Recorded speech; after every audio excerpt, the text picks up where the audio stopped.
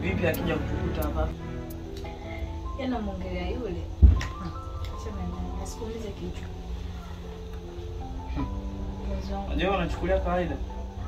Yaani akija kunikuta bila kuwao, yani Mungu wangu sijui wazazi wangu hata. Yaani wakisikia kwamba nimepigwa kwenye nani? Mbona mimi siogopi? Amekuja na utisa ngapi? Mimi ndio kurudi saa 3 usiku.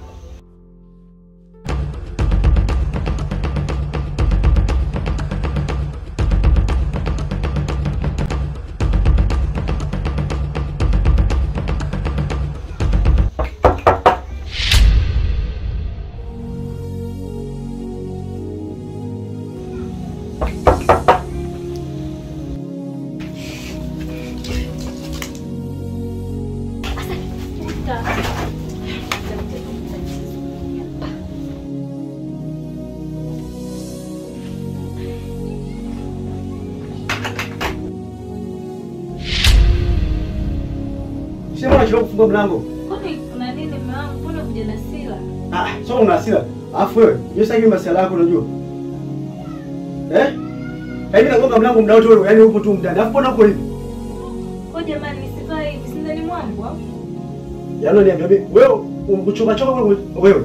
Ndio message masuala yako unajua. Yaani pisha kwanza.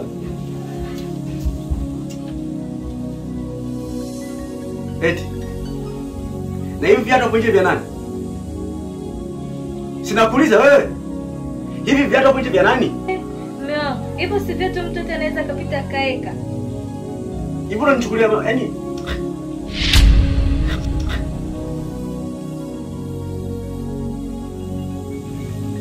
wewe, na hii lifurushi la nini? Azile ni nguo mama unaenda kufua.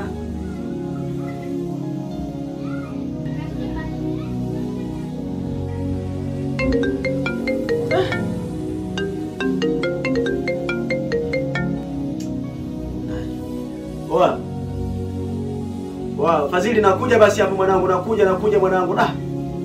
Nakuja mwanangu, nisubirie mwanangu samani, nakuja dakika moja. Nakuja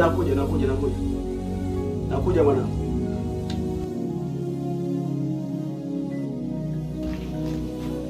Hilo huo mzigo. Nakwambia tena nikirudi. Utajua vizuri mimi nani.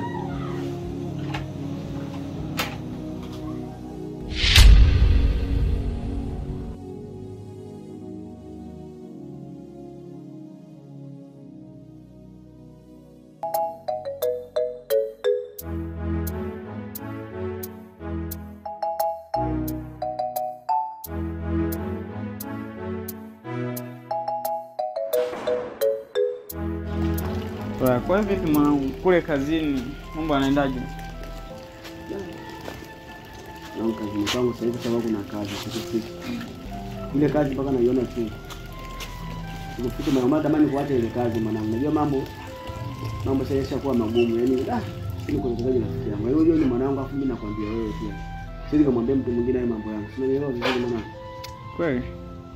Kwa hiyo nafikia wakati mimi kama mwanaume mwanangu anakuambia hivi, yaani nafikia mimi nakuamini sana. Hapo kuna mengi sasa nakwambia mambo ya familia yangu. Unajua mwanangu? Ni kweli. Ile kuna yani nakwambia tu ya kazi tu, nikasa hiyo imekuwa ngumu. Lakini mimi ningependa kukwambia kitu kimoja. Usije ukaacha kazi kabla hujapata kazi. Mwanangu, utapata kazi kuitafuta kazi. Nini mbona utapakimbia mwanangu?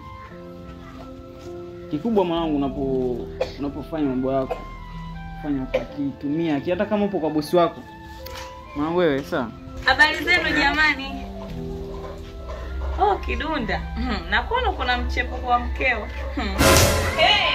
Hai.